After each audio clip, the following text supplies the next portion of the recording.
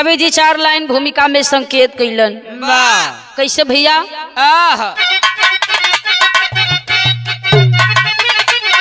पावन भूतल पे ब्रह्मा ने सबको रचा, ज्ञानी मानव की कोई है जात नहीं, किसी को रुलाना किसी को सताना, दुनिया में अच्छी है बात नहीं, गलत जो करेगा सजा ही मिलेगा, कानून मिटाना किसी की औकात नहीं।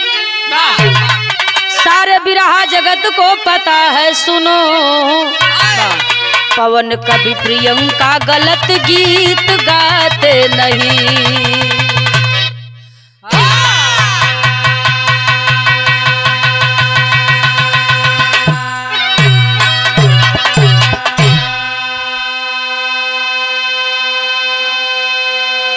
हमारे बिरहा में एक लाइन कव्वाली लगता। कैसे भैया?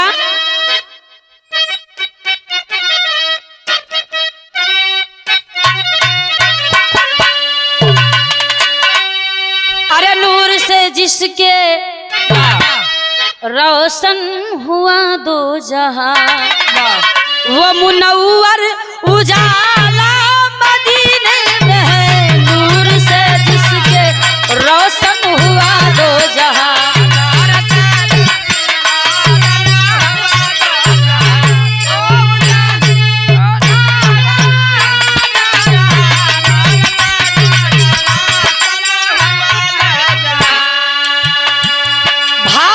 जी ने लिखा। क्या लिखा?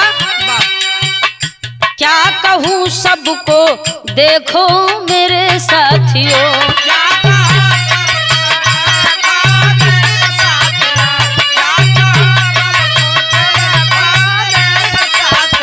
क्या कहूँ आप सबको मेरे साथियों, जलल नफरत भरा हर कमीने में है।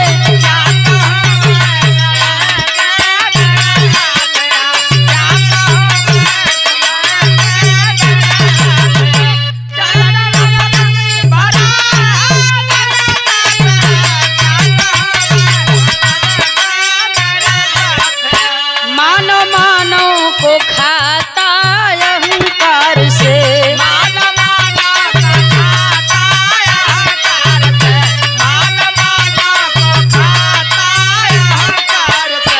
ज्ञान सागर बसा ब्रेन नगीने में है। मानव मानव को खाता अहंकार से, ज्ञान सागर बसा ब्रेन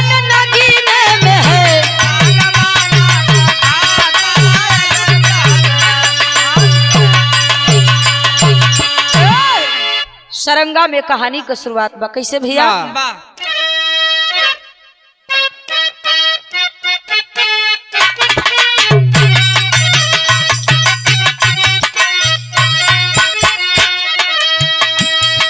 शहर इटावा में दादर पुरनगरिया हो, दादर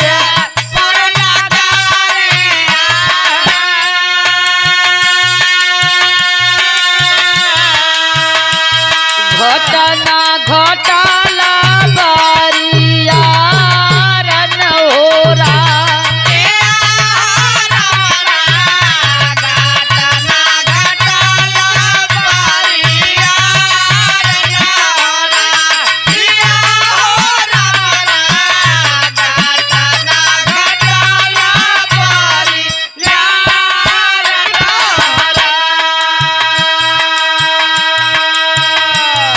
मणि मुकुट का था बाचक रहले, बड़ा ज्ञानिया हो रहले, बड़ा ज्ञानिया।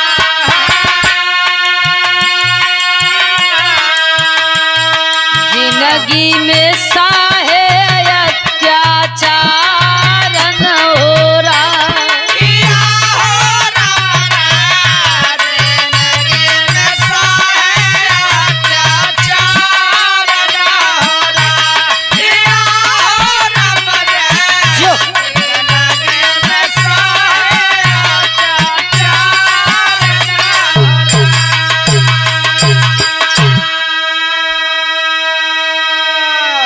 कहानी पर गौर करेंगे।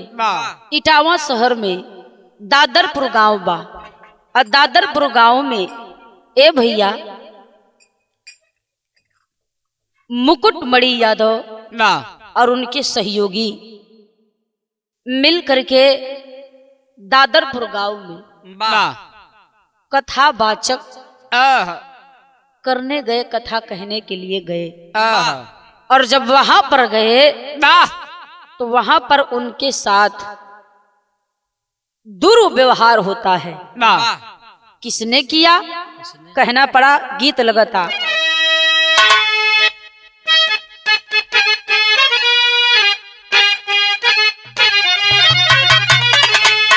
अरे हाथ में मेहंदी मांग सिंदूरवा, हाथ में मेहंदी मांग सिंदूर, बर्बाद कजरवा हो गई हो, बर्बाद कजरवा हो गया,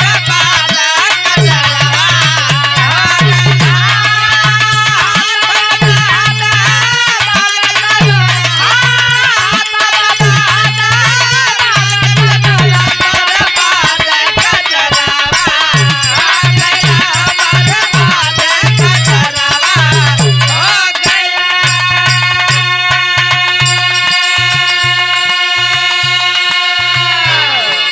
मुकुटमणि यादव जी को पता नहीं था कि हमारे साथ इतना बड़ा हादसा हो जाएगा।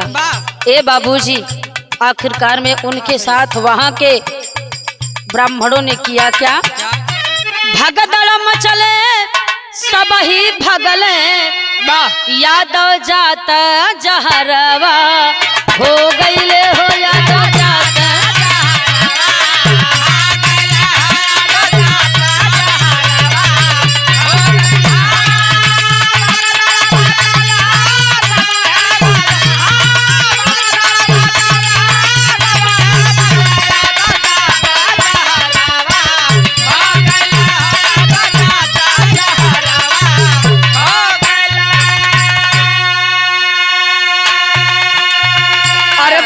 भइले कथवा, पीटे सब मथवा, सारा जुर्म बहरवा हो गईले, हैलल बतिया हाटल छतिया, हैलल बतिया हाटल छतिया, बदनाम सहरवा हो गईले हो।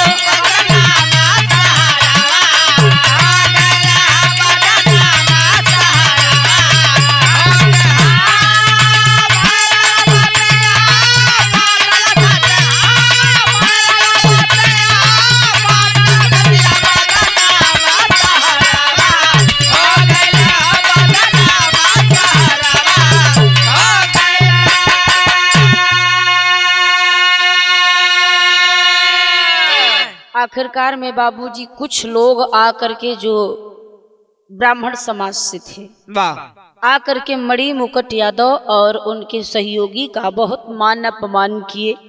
यहाँ तक कि आप लोगों ने सुना ही होगा, टीवी पर भी देखा होगा, समाचार में, टेलीविजन के माध्यम से, मोबाइल के माध्यम से, फेसबुक के माध्यम से, कि ब्राह्मण तो चलिए जो मारे पीटे, मूड बनवा दिए, उनकी चूनी को कटवा दिए। जो 15-16 साल से चूनी उन्होंने रखी थी अपने कपार पर, उस चूनी तक को कटवा दिए। लेकिन यहाँ तक तो ठीक था, हद तो तब हो गया कि एक ब्राह्मणी, एक पंडिताइन, जो एक नारी होकर के ऐसा काम किया, कहना पड़ा। एक लाइन गीत लगा था भैया,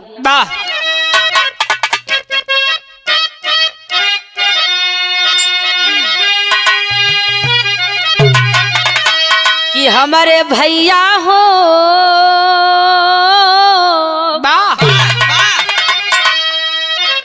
मणि मुकुट यादव, उनके सहयोगियों का जब हद से ज्यादा अत्याचार लोगों का बढ़ा तो उसमें हाथ जोड़ के कहत हुआ कि हमारे भैया हो मारा ना परनवा, विनती करी कर जो हमारे भैया हो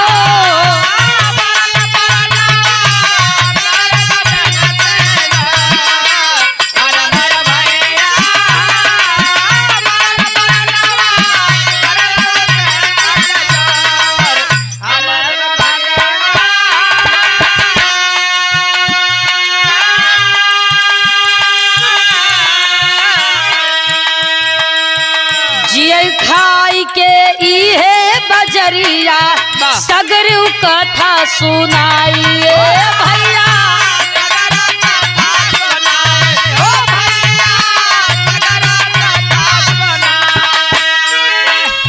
मान शान लूटाना हमारा।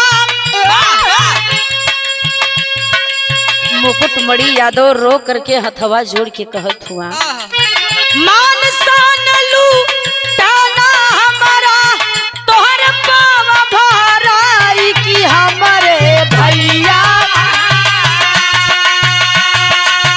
बाबा कि हमारे भैया हो मरना मरनवा विनती करी कर जोर हमारे भैया।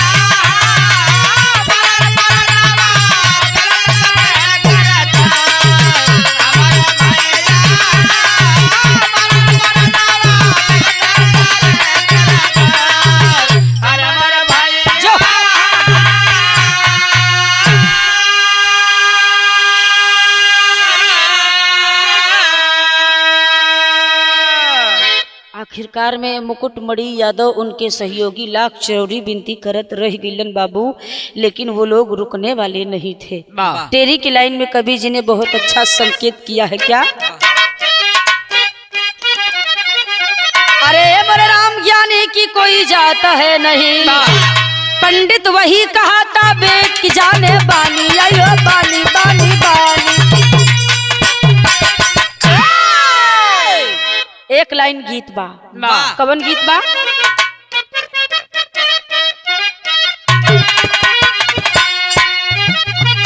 हिंदी फिल्म का गीत बा, बड़ी पुरान गीत बा, बड़ा सुंदर गीत बा।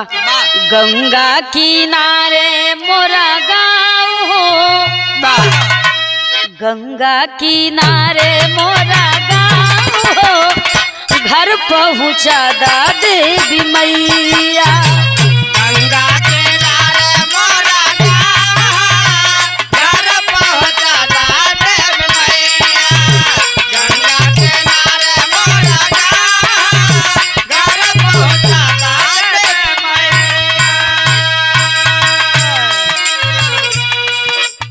मुकुटमणि यादव उनके सहयोगी के साथ इतना अत्याचार इतना दुराचार हुआ, बताया गया ब्राह्मणी ने जो गलत काम किया वो नहीं करना चाहिए था, लेकिन इतना हादसा मुकुटमणि यादव जी के साथ हो गया, उनके सहयोगी के साथ हो गया। आखिर प्रशासन की भूमिका क्या थी, कहना पड़ा, शासन के फूली गईले पाव हो, शासन के फूली गईले पाव हो, गाँव दे सफैलल कहनिया।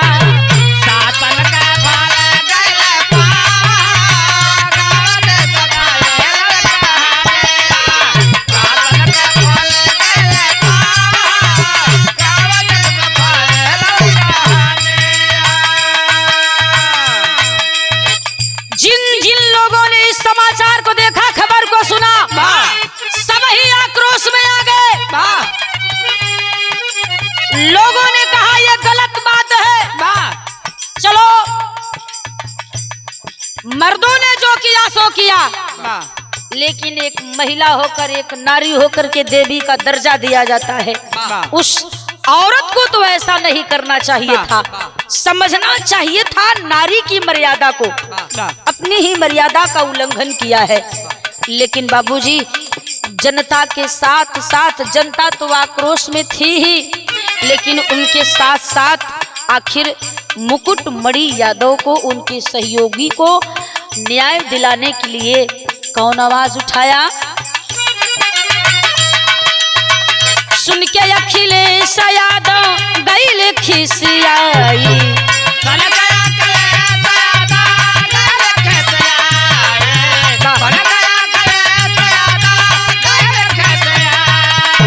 न्याय खातिर मांग कैले बतिया बताई,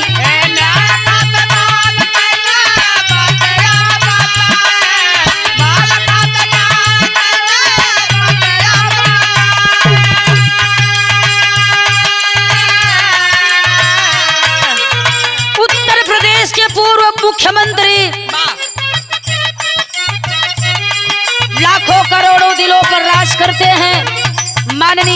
भैया जी उन्होंने मांग किया कि हमें न्याय चाहिए, इंसाफ किया जाए।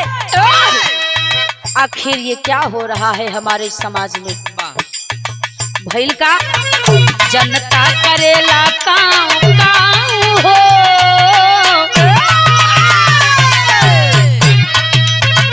जनता करेला काऊ काऊ हो, गाँव देश फैलल खबरिया। जनता करेला काऊ काऊ, गाँव देश फैलल खबरिया। जनता करेला काऊ काऊ, गाँव देश फैलल खबरिया।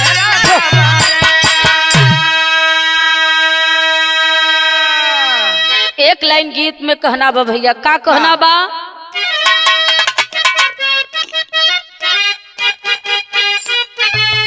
बाबा एहसान मेरे दिल पे तुम्हारा है दोस्तों, ये दिल तुम्हारे प्यार का मारा है दोस्तों।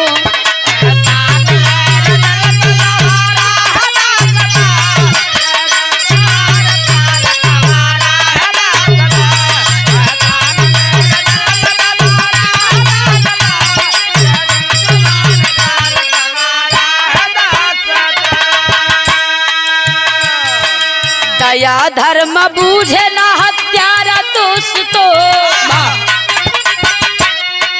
दया धर्म बूझे ना हत्यारा दोस्तों, कैसे होगा दुनिया में गुजारा दोस्तों।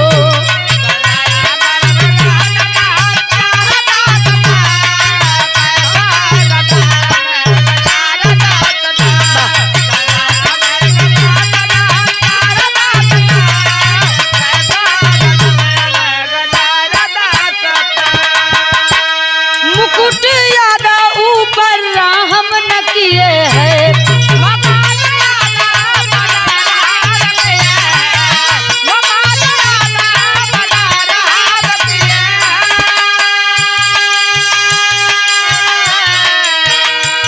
निठुर निर्मोही कसाई पाखंड किए है।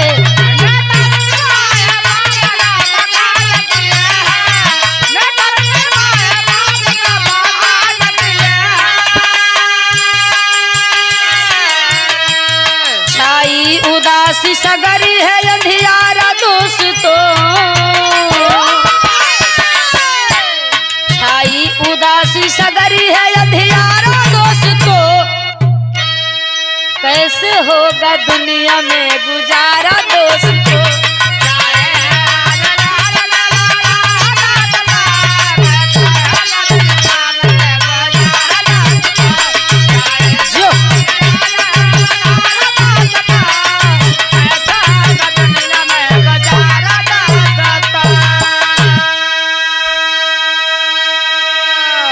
आल्हा के लाइन में कहना बका भैया,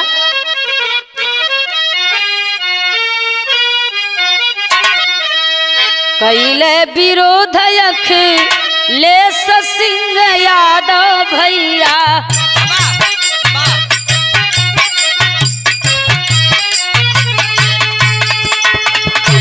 काहे बारे शासन में होला अन्याय,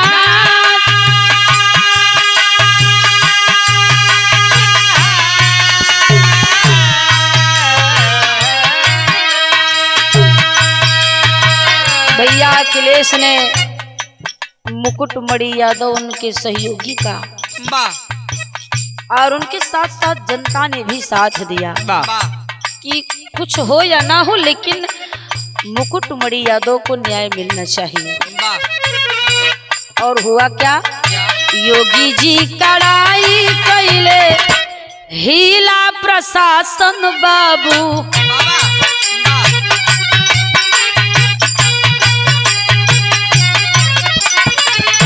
घटना पे पहुंच गई पुलिस थानेदार,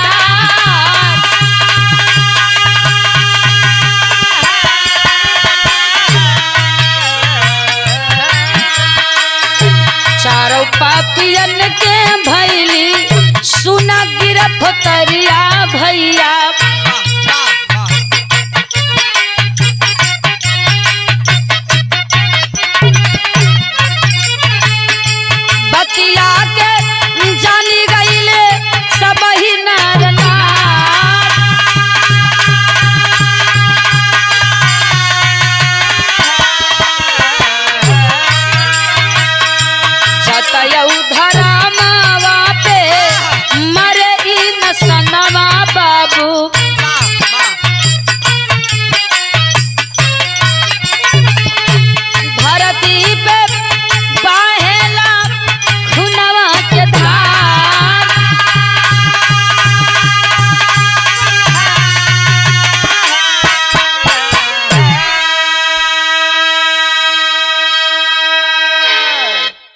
ये लोग जन्म से विद्वान अपने आप को मानते हैं कि हम जन्म से विद्वान हैं, जन्म से ज्ञानी हैं।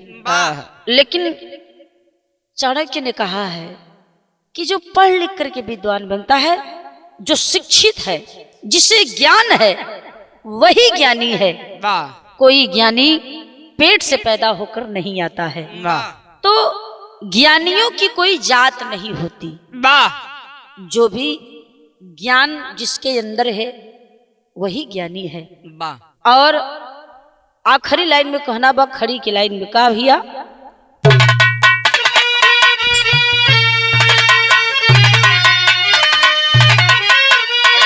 तो छोड़ गया इटावा में बुराई का छपिया, पिसा जेल में चकरिया अत्याचारी पपिया।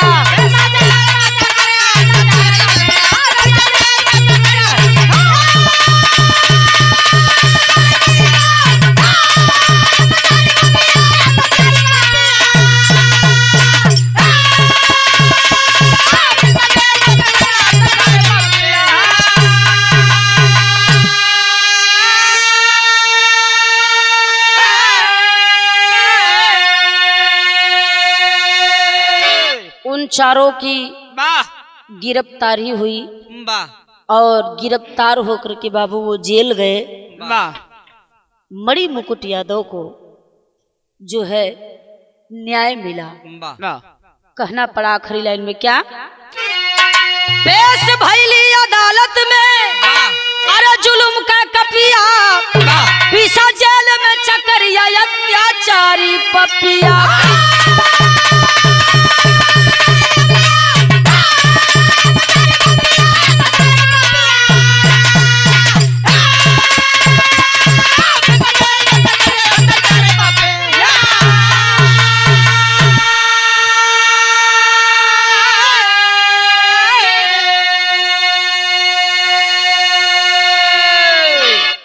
आखिरी लाइन में कहना बका भैया,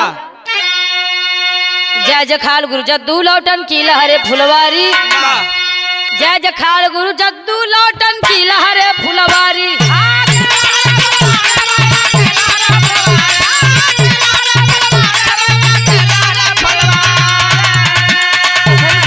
पवन कबीर जी 28 की तैयारी।